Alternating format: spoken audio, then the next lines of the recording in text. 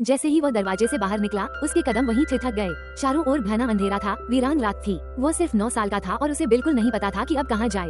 फिर वो धीरे धीरे वापस अनाथालय की ओर मुड़ गया। पेट में मीठे खाने का स्वाद था, लेकिन दिल में कड़वाहट भर गई थी। भले ही वो इस सच्चाई को स्वीकार नहीं करना चाहता था, लेकिन उसे मानना पड़ा कि उसके पिता ने उसे सच में छोड़ दिया था। अब रोने या भागने से कोई फायदा नहीं था।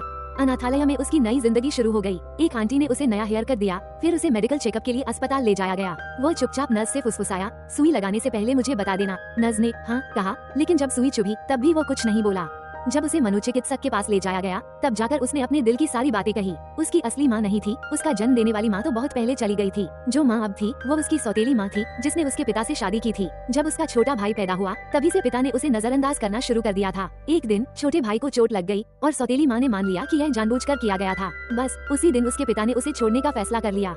मेडिकल चेकअप के बाद उसके गले में एक पहचान पत्र टांग दिया गया। वो दीवार के पास खड़ा था जैसे कोई अपराधी हो। फोटोग्राफर ने कहा, अगर तुम अच्छे से रहोगे तो तुम्हें कोई गोद ले लेगा, फिर तुम्हारी नई जिंदगी शुरू हो जाएगी।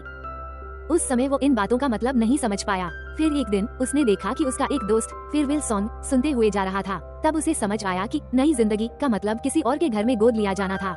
धीरे धीरे उसे ये भी पता चला कि छोटे बच्चों को जल्दी अपनाया जाता है, लेकिन जो बड़े हो जाते हैं उनके लिए यह मुश्किल होता है।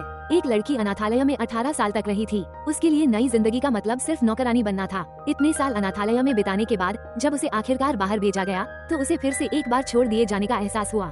कुछ समय बाद लड़के की दोस्ती एक बड़ी लड़की से हो गई। उसने उसे बताया कि कई विदेशी कपल यहाँ बच्चों को गोद लेने आते हैं। अगर कोई चुन ले तो वे विदेश में नई जिंदगी शुरू कर सकते हैं। और फिर एक दिन अनाथालय में सच में एक विदेशी कपल आया। लड़की तुरंत दौड़कर उनके पास गई। उसने उन्हें अंग्रेजी में हेलो कहा, फिर उसने उन्हें चीनी में नमस्ते कहा।